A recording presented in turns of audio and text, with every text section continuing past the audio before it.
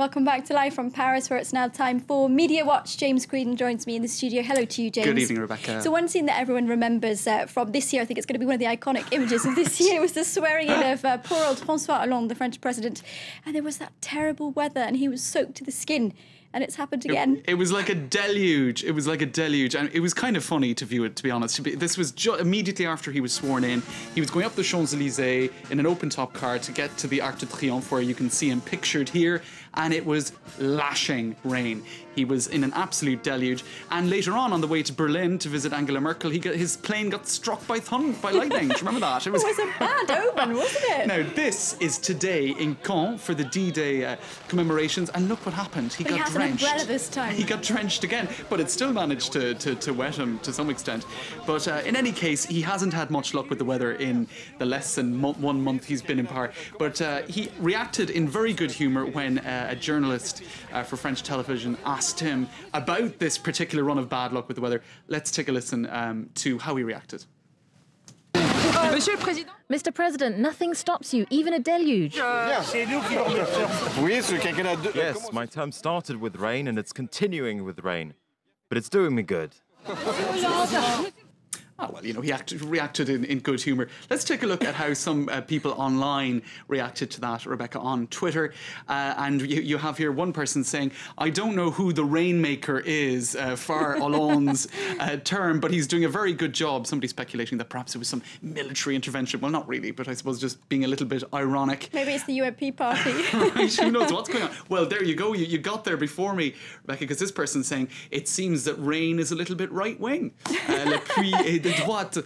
And another person saying, seeing as he's doing such a good job at attracting the rain, maybe he could go on a little tour of the Sahara, kind of give them a little bit of his wet, bad luck, good luck, whatever it is. If we follow this line of thinking, though, does it mean that rain in the UK is anti-monarchy? Right.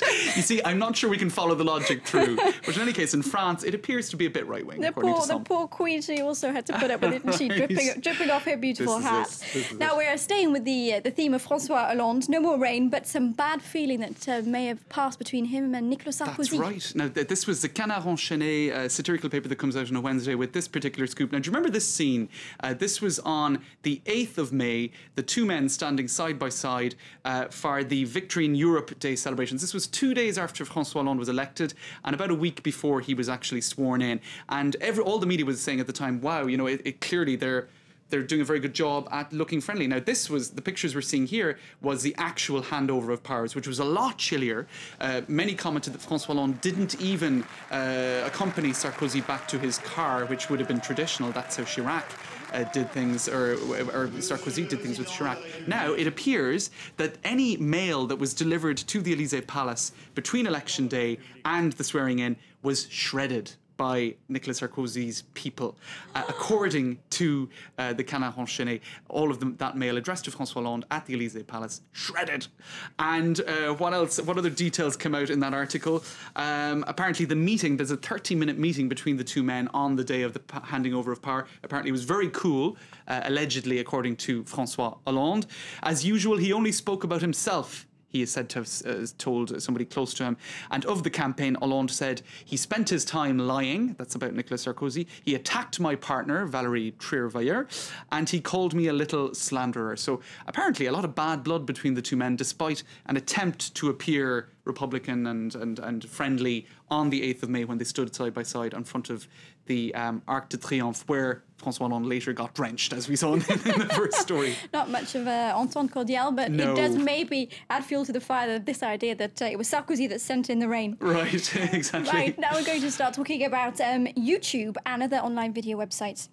Here in France, they're being threatened with hefty fines. Why is that? All right, well, this is the French Broadcasting Authority, the CSA. They are saying that YouTube and Dailymotion should be made to pay for sharing material online. Now, currently, they have the legal status of host websites, not editing websites. And just to show you some of the distinctions, here you have Canal Play. Now that belongs to the Canal Plus group. Now, they have to pay quite a considerable amount of money to the French state in order to host films and other such material. That is not the case for Dailymotion, and it is not the case for YouTube. And I think we have the examples of the websites here. Now, the head of the CSA, Broadcasting Authority, a guy by the name of Michel Boyon, says that they should share a part of their profits, YouTube and Dailymotion, and that they should be churned back into French production. So it's an attempt to make them pay, basically, for the material that they have online. Obviously a very tricky task, because a lot of what they share on their websites is privately uploaded material or stuff that's brought in from other countries. Impossible to police. Again, it's a case of a national authority trying to police something that is an international website. So it's going to be risky business. And obviously for now, YouTube and Dailymotion are very much against that idea. And it is difficult to see how it could be put in place. It could be web users that lose out in the end. So I think the CSA needs to be careful, doesn't it? That's right. And just a quick point on that. Indeed, that the cost of these websites paying could be handed on to the internet user, who could then be asked to subscribe. So that's French the risk. internet users beware. Yes. Finally, the Huffington Post has opened a side boobs news page, James. Now, is this a boob as in a gaff, or a boob as in a part of the female anatomy? This was just to make you say side boobs on air, Rebecca, and you did, and I did too. So there you go. Are there enough of them for a website? Well, apparently there is. Now, here you have it. Here you can see Huffington Post side boob. Now, apparently Ariana Huffington has said this was a joke. It was in response to another joke made by I think it was the Daily Show, but it is a real website. So not just now on the Huffington Post, you don't just have news, international analysis, opinion. You also have the side boob section. Are you going to scroll down, James? Well, we'll give you one example, will we? I mean, it's a pretty, I suppose it's self-explanatory, isn't it? But this is the kind of thing you're getting photos of people with. I don't know if that even counts as side boob. Not really. It's more front boob, isn't it? But a lot of people reacting online to that. You have this Guardian website. I think I liked this one. Decline of Western Civilization, sign number 248. The Huffington Post has a whole section dedicated to side boobs. Fortunately, it's not taking itself too seriously. Right. And the France 24 website is not following through. We can confirm. We'll be sure of that. Thanks very much, James Creedon. That brings us to the end of Media Watch. Now it's time for our daily look at what's being clicked, linked and liked on the internet. Today we start in the Tunisian blogosphere, where protests over press freedom have sparked a wave of support.